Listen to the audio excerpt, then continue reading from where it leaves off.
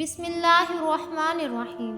معاشرے میں بہت سارے لوگ ایسے ہیں جن پر جادو نہیں ہوتا، مگر پھر بھی کسی نے بتا دیا کہ تم پر جادو ہے تو وہ ان کی سنی سنائی باتوں کو حق اور سچ مان کر یقین کر لیتے ہیں۔ میرے عزیزوں و اقارب، جب تک آپ پر مخصوص نشانیاں جو بار بار ظاہر نہ ہوں، اس وقت تک آپ کسی کی بات پر یقین نہ کریں کہ جادو آپ پر ہو چکا ہے یا نہیں۔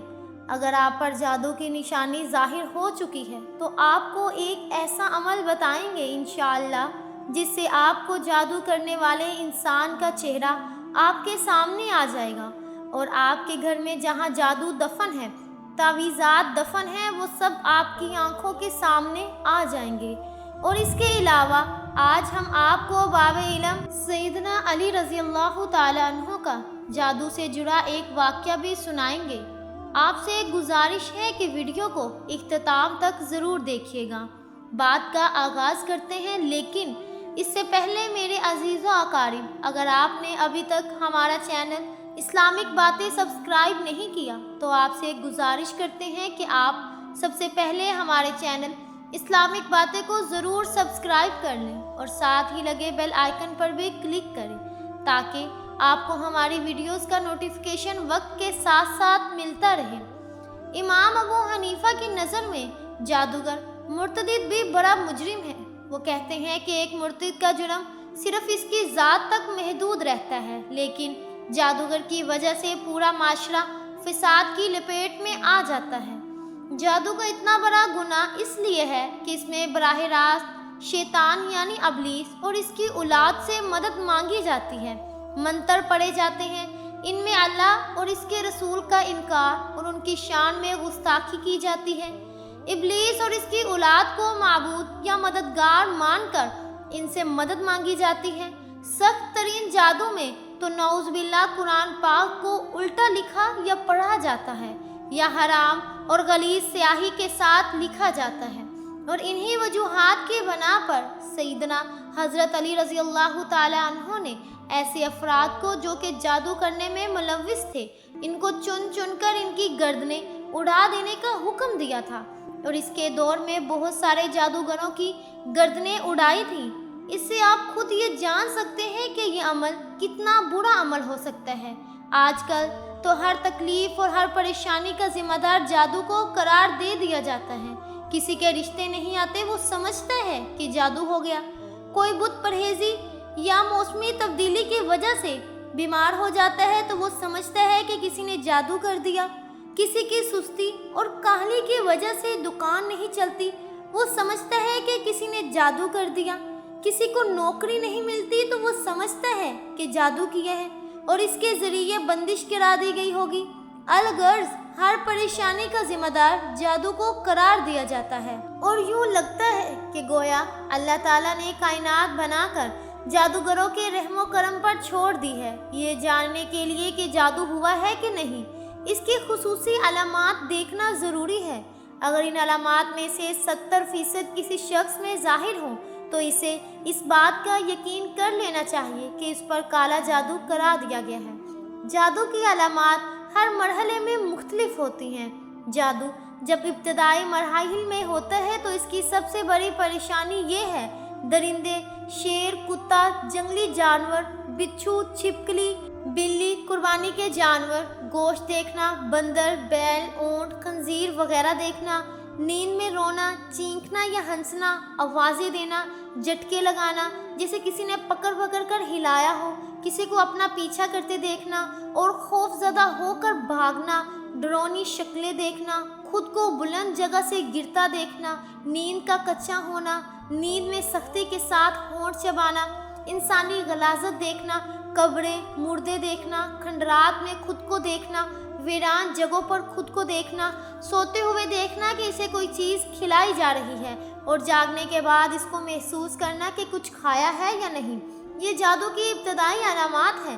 جب یہ ظاہر ہوں تو آپ سمجھ جائیں کہ کسی نے آپ پر ابھی تازہ جادو کیا ہے، اور ابھی جو علامات میں آپ کو بتانے جا رہی ہوں وہ علامات انتہائی سخت ہیں، اور ان علامات سے موت بھی ہو سکتی ہے۔ جب یہ علامات ظاہر ہوں تو آپ نے کیا کرنا ہے، اس سے بچنا کیسے ہے، اس کا بھی مکمل طریقہ آپ کو ضرور بتائیں گے کہ جاگنے کے بعد جسم کا درد کرنا، بہت تھکاوٹ محسوس کرنا، چھوٹی چھوٹی باتوں پر شدید غصہ آنا، اور اگر غلطی اپنی بھی ہو تب بھی اقرار نہ کرنا، رشتہ داروں، گھر والوں اور دوستوں احباب سے بلا وجہ اچانک بڑے بڑے جھگڑے پیدا ہو جانا، بہت زیادہ شکوک پیدا ہونا، ازدواجی معاملات منتقل ہو جانا، گھر والوں، بیوی بچوں، والدین، بہن بھائیوں سے نفرت محسوس ہونا، سر، سینے، کمر کے نچلے حصے یا کندھوں میں دباؤ، بوجھ اور درد محسوس ہونا، ایسا محسوس کرنا جیسا کہ سر پر اور کمر پر سوئیاں چبھ رہی ہوں، نماز، قرآن، اذان وغیرہ سے کراہت، تنگی محسوس ہونا، اور دین کے بارے میں کفریہ خیالات کا مسجد جانے سے گھبرانا، دل کا تنگ پڑنا، جسم میں کٹ لگنا، خون کے چھینٹے گرنا، جسم پر بال نظر آنا، بہت زیادہ بدبو کا محسوس ہونا، منہ سے یا جسم سے پیٹ میں بہت زیادہ گیس کا ہونا، بعض لوگوں کے چہرے برے نظر آنا، ان کے دیکھتے ہی نفرت کے جذبات پیدا ہونا، یا کسی ایک شخص کی نہ چاہتے ہوئے بھی ہر دم غلامی کرنا۔ ایسا جادو عموماً کسی لڑکی یا لڑکے کی شادی کے لیے ہوتا ہے۔ ایسا محسوس ہونا کہ جیسے کسی نے سر میں کوئی ٹھنڈی باریک نوکیلے چیز داخل کی ہے۔ اگر مریض جسمانی طور پر بیمار ہو اور ڈاکٹر اس کی بیماری کے بارے میں حتمی رائے نہ دے رہے ہوں، ہر ایک کی مختلف رائے ہو، ڈاکٹری رپورٹس کلیئر ہو، تو یہ بھی جادو کی واضح نشانی ہے۔ جوڑوں میں بوجھ محسوس کرنا، گھر میں دل نہ لگنا، بعض دفعہ میاں بیوی میں مشترکہ نفرت کی بجائے یک طرفہ نفرت کا عمل کیا جاتا ہے۔ اگر میاں پر جادو کیا ہو تو وہ بیوی سے نفرت کرنے لگے گا، اور بیوی پر کیا گیا ہو تو وہ خاوند سے نفرت کرنے لگے گی۔ کسی وقت جب وہ شخص یا میاں بیوی اس سحری جال سے باہر آ جاتا ہے تو اسے ایسا ہوتا ہے کہ میں یہ کیا کر رہا ہوں، لیکن بعد میں بے اختیار وہ دوبارہ وہی حرکت کرتا ہے۔ رشتے کی بندش، لڑکی خوبصورت بھی ہے، تعلیم یافتہ بھی ہے، جہیز کی بھی پرابلم نہیں، عمر بھی مناسب ہے، رشتے موجود بھی ہیں، لیکن رشتہ کہیں طے نہیں ہو پاتا، یا تو رشتہ گھر تک پہنچتا ہی نہیں، اگر کوئی بھولے سے آ جائے تو رشتہ طے نہیں ہوتا۔ حالات کی بندش، میاں بیوی دونوں کی میڈیکل رپورٹ صحیح ہے مگر اولاد نہیں ہوتی، یا بچے پیٹ میں مر جاتے ہیں، دوسرے تیسرے مہینے میں ہی DNC کرنا پڑ جاتی ہے، یا بچہ پیدا ہونے کے 40 دن کے اندر پیلے اور سبز رنگ کے دست کرتا ہوا مر جاتا ہے، اور مرتے وقت اس کا اکثر جسم بھی سب سو گیا ہوتا ہے۔ میاں بیوی کی جدائی، بعض دفعہ جادو کی وجہ سے میاں اور بیوی کے درمیان نفرت اور پھوٹ پیدا کرتی جاتی ہے، جو چلتے چلتے طلاق تک پہنچ جاتی ہے۔ اگر دیکھیں کہ میاں اور بیوی بعد میں لڑ پڑتے ہیں یا بلا وجہ ایک دوسرے پر نکتہ چینی کرتے ہیں اور اعتراضات کی بوچھار کرتے ہیں، اور بعد میں سر پکڑ کے بیٹھ جاتے ہیں کہ یہ ہم نے کیا کیا، تو پانی سروں سے اونچا ہونے سے پہلے کسی ماہر معالج سے رابطہ کر لیں، یا جو اعمال ہم آپ کو اس ویڈیو میں بتانے والے ہیں ان کا انتخاب کر لیں۔ نامعلوم بیماری، کچھ لوگ کسی سے انتقام لینے کے لیے اس پر نامعلوم بیماری مسلط کر دیتے ہیں۔ بے حد، بے سمت اور نامعلوم بیماری کا کوئی سرا پکڑا نہیں جاتا، کبھی اس کے سر میں تکلیف تو کبھی گھٹنوں میں، کبھی معدے میں درد ہے تو کبھی کمر میں۔ ایک بیماری جاتی نہیں، یہ دوسری پہنچ جاتی ہے۔ اکثر اوقات بیماری ڈاکٹروں کی سمجھ سے باہر ہوتی ہے اور میڈیکل ٹیسٹ میں بھی ظاہر نہیں ہو رہی ہوتی۔ یہ ہمارا روزمرہ کا مشاہدہ ہے۔ میرے عزیز و اقارب، اگر یہ ساری علامات آپ پر ظاہر ہوں تو یہ جادو پرانا جادو ہے اور بہت زیادہ نقصان پہنچ سکتا ہے۔ اب آتے ہیں اس کو ختم کیسے کرنا ہے۔ جب یہ علامات ظاہر ہوں تو کسی عالم کے پاس، کسی پیر کے پاس، کسی مولوی کے پاس جانے کی ضرورت ہرگز نہیں۔ یہ سب آپ کی مدد تو نہیں کریں گے، البتہ آپ کو مزید مشکلات میں ڈال دیں گے۔ آپ نے کرنا کیا ہے؟ آپ نے یہ کرنا ہے کہ اپنے گھر میں سورۃ البقرہ 10 بار ختم کر کے پانی پر دم کر کے مکمل کر لیں، اور نہار منہ سب گھر والے پانی پئیں۔ انشاءاللہ موجود جادو پیشاب کے آتے ہی ختم ہو جائے گا۔ اب جادو کے اثرات جو گھر کے اندر موجود ہیں، ان کو ختم کرنے کے لیے گھر کے ہر کونے میں اسی پانی سے چھڑکا کر دیں اور ایک مرتبہ ہر کونے میں اذان دے دیں۔ انشاءاللہ اس عمل سے جادو کا مکمل خاتمہ ایک ہی دن میں ہو جائے گا۔ یاد رہے کہ آپ نے ایک ہی دن سورۃ البقرہ 10 بار مکمل کرنی ہے۔ آپ خود پڑھیں یا پھر سب گھر والے مل کر یہ عمل کر سکتے ہیں۔ دوسرا عمل جس کے لیے آپ کو اجازت لینا لازمی ہے، اور اس کے لیے آپ کو ہماری ویڈیو کے نیچے اپنا نام لکھ کر کمنٹس کریں۔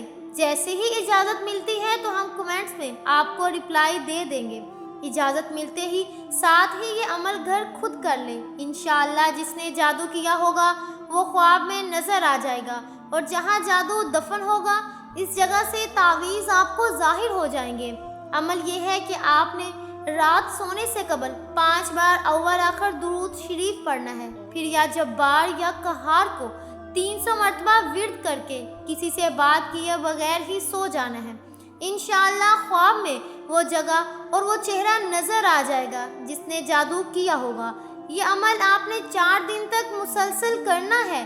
یا تو پہلے ہی دن آپ کو وہ نظر آ جائے گا، ورنہ دوسرے، تیسرے یا پھر چوتھے دن سب کچھ نظر آ جائے گا۔ جیسے ہی اس جادو کے تعویذ آپ نکالیں گے آپ کا جادو مکمل طور پر ختم ہو جائے گا، لیکن اس کے لیے اجازت لینا لازمی ہے۔ پھر بھی دوبارہ میں آپ کو بتا رہی ہوں کہ آپ اس ویڈیو کے نیچے کمنٹس کر دیں، اور ہم ان کمنٹس میں آپ کو اجازت کا رپلائی کریں گے۔ اس کے بعد آپ نے یہ عمل کرنا ہے، ٹھیک ہے؟ آخر میں ہم آپ سب سے گزارش کرتے ہیں کہ اگر آپ کو ہماری آج کی یہ ویڈیو پسند آئی ہے تو سب سے پہلے اس ویڈیو کو لائک کریں، اور ساتھ ہی ہمارے چینل اسلامک باتیں کو سبسکرائب کر دیں، اور اس ویڈیو کو زیادہ سے زیادہ دوستوں کے ساتھ شیئر کریں۔ اللہ پاک آپ کا حامی و ناصر ہو۔ اللہ حافظ۔